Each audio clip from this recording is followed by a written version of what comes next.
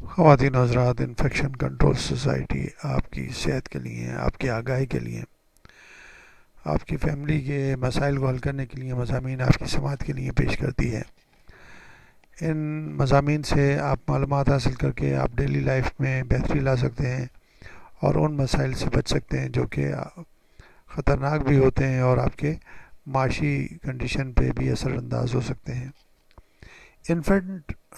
بوٹولزم کے بارے میں بتانا چاہیں گے، یعنی کہ بچوں میں یہ جو ہے بوٹولزم کی بیماری کس طرح ہو سکتی ہے۔ ویسے تو جو ڈیولپ کنٹریز ہیں جہاں پر جو نا ہائی انکم کنٹریز ہیں، وہاں پر تو اس کے چانسز بہت ریئر ہیں، لیکن جو مڈل انکم کنٹریز یا لو انکم کنٹریز ہیں وہاں پر انفینٹ بوٹولزم کے چانسز جو ہیں پھر بھی کافی زیادہ ہیں، کیونکہ بچوں میں، چھوٹے بچوں میں وہ کھانے پینے کی چیزیں جو ہیں وہ تو فوری طور پر نہیں کھا سکتے۔ ان کو تو بریسٹ ملک دینا چاہیے، بریسٹ فیڈنگ کرنی چاہیے۔ Breast feeding is the best feeding اور best milk for the babies. تو اس میں جو ہے کم سے کم چانسز ہوتے ہیں کہ وہ بوٹولزم جو جراثیم ہے اس کے اسپور ان کے اندر جا سکیں۔ لیکن کچھ جو پرانے زمانے میں اور اب بھی تقریباً 80% فیملیز کے اندر ڈیلیوریز جو ہیں وہ گھروں میں ہوتی ہیں۔ اب گھروں میں جب ڈیلیوریز ہوتی ہیں تو وہاں پر ایک اور سسٹم ہے جسے کہا جاتا ہے گھٹی۔ گھٹی پلائی جاتی ہے۔ گھٹی جو ہے مختلف چیزوں سے ملا کے بنائی جاتی ہے، اس میں شوگر بھی ہوتی ہے، اس میں کچھ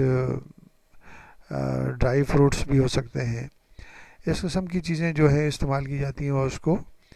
پیس کر، اب عام طور پہ گھروں میں تو آپ سمجھ ہی سکتے ہیں کہ ہائیجینک کنڈیشن کیا ہوتی ہے، اور اس میں اس کو باریک وہ پیس کر اور بچے کو چٹائی جاتی ہے۔ تو اس طرح ایک تو وہ گندے برتنوں میں اور گندے حالت میں چیزوں سے بنائی جاتی ہے، دوسرے جو ہے وہ انگلیوں سے، یعنی کہ گندے ہاتھوں سے، وہ پراپر ہاتھ صاف بھی نہیں ہوتے، اور ان کے ذریعے وہ بچے کو، نیو بارن بیبی کو چٹائی جاتی ہے۔ تو اس میں بہرحال چانسز ہوتے ہیں کہ اگر وہ چیز رکھی ہوئی ہے کچھ دیر کے لیے اور اس میں جراثیم جو ہیں جرمینیٹ ہو گئے ہیں اور وہ بڑھ گئے ہیں تو وہ زہر پیدا کر سکتے ہیں۔ تو اس لیے ضروری ہے کہ بچے کو بہت ہی کیئرفل طریقے سے غذائیت دی جائے، اور اگر جو بھی ہیلتھ ورکر ہیں، جو بھی مڈ وائف ہیں، ان کو بھی معلوم ہونا چاہیے کہ بچوں کو کیا غذا دینی چاہیے، نومولود بچوں کو، اور زیادہ کوشش یہی ہے کہ وہ بریسٹ فیڈنگ کی جائے اور بہتر طریقے سے اس کو صاف ستھری غذا دی جائے۔ بچوں میں جو سائن سمٹم پیدا ہوں گی وہ ظاہری طور پر، فوری طور پر تو نظر نہیں آ سکتی، مگر یہ کہ فوری طور پر یہی اندازہ کیا جا سکتا ہے کہ کانسٹیپیشن ہو سکتا ہے، لاس آف ایپیٹائٹ ہو سکتی ہے، ویکنیس ہو سکتی ہے، بچے کے جو چیخنے کی آواز ہے یا رونے کی آواز ہے وہ کم ہو سکتی ہے، ایز کمپیئر ٹو جیسے شروع میں جیسے بچہ بہت زیادہ روتا تھا۔ اب آہستہ آہستہ اگر اس کے اوپر کسی چیز کا، زہر کا یا کسی چیز کا اثر ہوگا تو اس کے مسلس جو ہیں، سانس لینے کے مسل آہستہ آہستہ کمزور ہوتے جائیں گے، اور اس کے بعد وہ اس کی آواز میں کمی آئے گی۔ اس طرح اس کا جو ہے جو ہیڈ کنٹرول جو ہے، سر کو کنٹرول کرنے کی طاقت میں بھی کمی آ سکتی ہے۔ تو ایک تو یہ ہم نے آپ کو جو بتایا کہ گٹی سے، یعنی کہ جو گٹی بنائی جاتی ہے اس میں بھی چانسز ہیں کہ اس میں جب اسپورس شامل ہو جائیں، اور اس کو اگر رکھا ہوا ہے تو اس میں بھی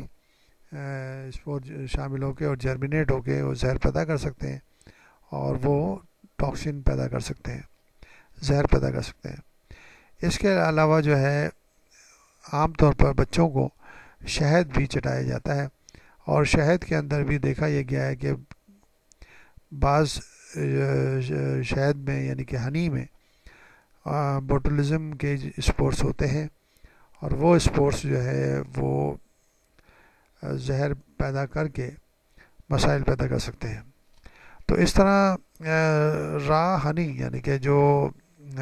چھتوں سے نکالا گیا ہنی ہوتا ہے، اس میں چانسز ہیں کہ اس کے جراثیم ہوں اور اس کے ذریعے انفینٹ بوٹولزم ہو سکتا ہے۔ اس لیے ضروری یہ بتایا گیا ہے کہ بچوں کو اس طرح کا جو شہد ہے وہ نہیں دینا چاہیے، اور بہت ہی کیئرفل طریقے سے اس کو غذائیت دینی چاہیے، کیونکہ آپ کو معلوم کہ شہد کے پریپریشن میں مکھیاں جو ہیں، کس طرح شہد کی مکھیاں وہ پھلوں کا اور پھولوں کا جوس جو ہے نا کلیکٹ کرتی ہیں اور جگہ جگہ جاتی ہیں، تو ان کے پروں میں، ان کی باڈی پہ اسپورس بھی لگ سکتے ہیں، اور وہ اسپورس جرمینیٹ بھی ہو سکتے ہیں۔ تو بہرحال یہ احتیاطی تدابیر ہیں جو انفینٹ باٹولزم کے بارے میں ہم نے آپ کو بتائیں کہ نومولود بچوں میں بھی باٹولزم اور فوڈ پوائزننگ ہو سکتی ہے۔